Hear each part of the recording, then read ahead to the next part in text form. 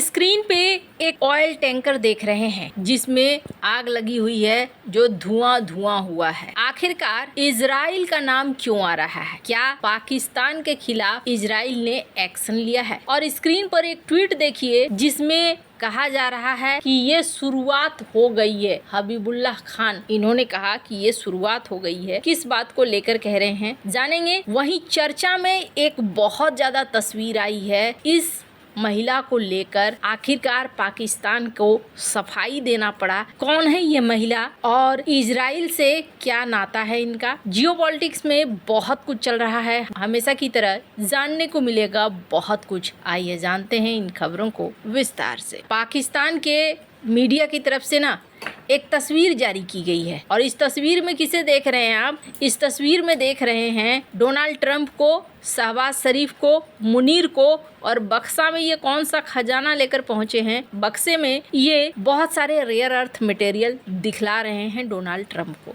ऐसा लग रहा है कि वो लालच देना चाह रहे हैं कि भैया हमारे यहाँ बहुत सारा खजाना है, आओ और हमारा खजाना ले लो। कमाल की बात है, अरे इस खजाने से तो तुम खुद भी अमीर बन सकते थे अगर ये खजाना मिलना इतना आसान होता तो। मुनीर बार बार कोशिश कर रहे हैं कि अमेरिका के साथ रिश्ते बढ़िया हो जाए, उनके फायदे के लिए चीजें हों, लेकिन क्या सब कुछ आसान होने वाला है? अभी हाल फिलहाल में हमने क्या देखा, पाकिस्तान ना एकदम आक्रामक रूप से सामने आया। सबसे पहले तो यूएनएससी में देखने को मिला था पाकिस्तान और इजराइल दोनों भिड़ गए थे। इजराइल ने पाकिस्तान का उदाहरण दिया था कि ओसामा बिन लादेन को मारने के लिए कैसे अमेरिका को पाकिस्तान के अंदर एयर स्ट्राइक करना पड़ा था। और ये मामला कब का था? ये मामला था कतर वाला। कतर के समय ये बात कही गई यूएनएससी में इमरजेंसी बैठक बुलाई गई थी और उस बैठक में तनातनी देखने को मिला था। पाकिस्तान ने कहा था कि तुम कब्जा करने वाले लोग हो, तुम अपने आप को विक्टिम दिखला रहे हो, तुम विक्टिम नहीं हो, तुम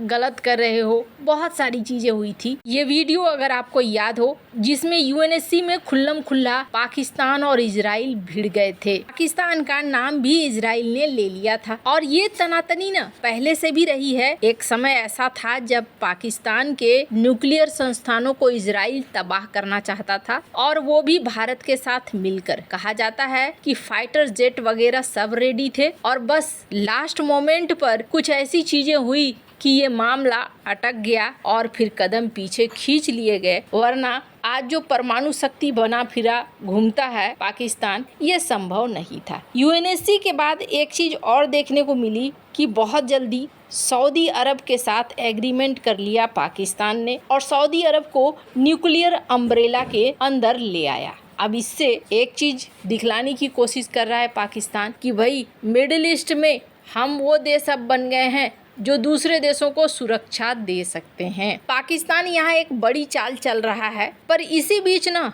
एक और चर्चा होनी शुरू हो गई। यूएनएससी में इस महिला को लेकर चर्चा होने लगी कि पाकिस्तान क्या सचमुच इजराइल के खिलाफ लड़ेगा या फिर अंदर खाने कुछ और चल रहा है। इजराइल को लेकर पाकिस्तान जो दुनिया को दिखलाता है रवैया, वो ये है कि वो इजराइल के खिलाफ है। अभी तक इसने इजराइल को रिकॉग्नाइज भी नहीं करा है। जब नेतन्याहू बोलने के लिए यूएन में पहुंचे थे तब बहुत सारे लोग यहाँ से निकल कर बाहर चले गए थे। बहुत सारा डेलीगेशन निकल कर बाहर चला गया था और ये डेलीगेशन भी निकल कर चला गया था जो पाकिस्तानी डेलीगेशन था। ये विरोध दर्ज कराने के लिए था। स्क्रीन पर इस वीडियो को देख सकते हैं। पाकिस्तान सहित बहुत सारे देश यहाँ से निकले थे, पर एक चर्चा और हो रही थी कि इस डेलीगेशन में एक महिला थी। ये जो तस्वीर देख रहे हैं उन्हीं महिला का है। स्थिति ऐसी आ गई कि इनके वहाँ मौजूदगी पर सवाल होने लगा और फिर इनके रक्षा मंत्री को आकर बयान देना पड़ा। ये महिला आखिर है कौन जिसको लेकर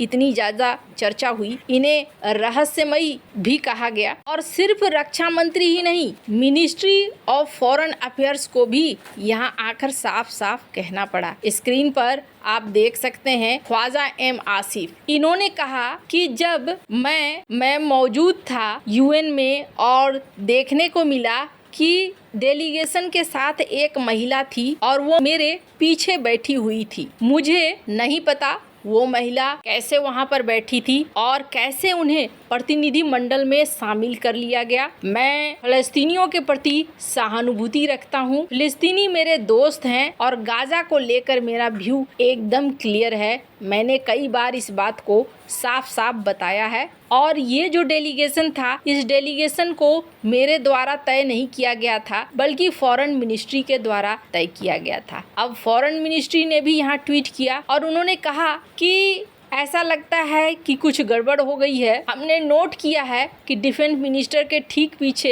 एक इंडिविजुअल थी, इन्हें लिस्ट नहीं किया गया था, लेकिन फिर भी ये UNGA की सेशन में पहुंची। अब इतना ज्यादा इनके ऊपर बवाल क्यों हो रहा है? दरअसल ये हैं सामा जुनेजो, जो कि एक कॉलमिस्ट हैं और ये इजराइल की समर्थक मानी जाती हैं। ये घटना 26 सितंबर 2025 को संयुक्त राष्ट्र महासभा के दौरान हुई, जब जुनेजो को पाकिस्तान के प्रतिनिधि मंडल में देखा गया। जुनेजो की उपस्थिति ने विवाद पैदा कर दिया, क्योंकि वो पहले इजराइल और नेतन्याहू की प्रशंसा कर चुकी हैं, जो पाकिस्तान की विदेश नीति के विपरीत है। ख्वाजा आसिफ ने कहा कि मैंने नहीं देखा था और विदेश मंत्रालय ने भी यहाँ पल्ला झाड़ लिया। वहीं कुछ लोग ये कहने लगे, कहीं ऐसा तो नहीं है कि पाकिस्तान अंदर खाने प्लान बना रहा है इजराइल को मान्यता देने का। चूंकि डोनाल्ड ट्रंप के साथ नजदीकियां हैं, तो क्या ऐसा हो सकता है क्या? वैसे आपको बता दूं, पाकिस्तान भविष्य में क्या सोच रहा है वो तो दूर की बात है, लेकिन पाकिस्तान के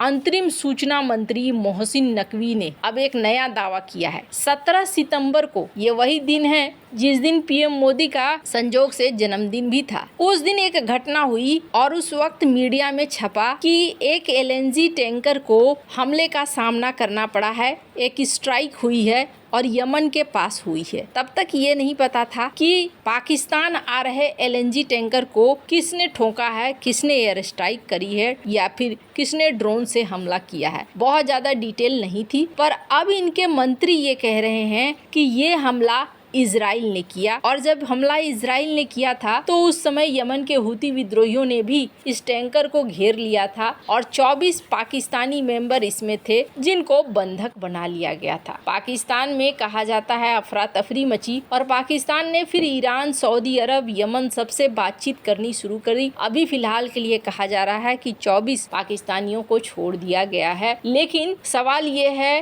कि इजराइल ने क्या हमले शुरू कर दिए हैं। अब इनके जो कुछ खुद के एक्सपर्ट और नेता हैं वो कहने शुरू कर रहे हैं कि इसलिए इजराइल एक ऐसा देश बन गया है जो किसी को भी नहीं छोड़ रहा है और अपने हिसाब से काम कर रहा है। हालांकि ये टैंकर पाकिस्तान आ रहा था, ये भी साफ है, लेकिन अब ये हमले के विषय में इजराइल की तरफ से कोई आधिकारिक बयान नहीं आया है। आपको क्या लगता है? इन सब मामले में आपकी क्या राय है? कमेंट कर जरूर बताएं। जल्द मिलते हैं अगले वीडियो में नई खबर के साथ।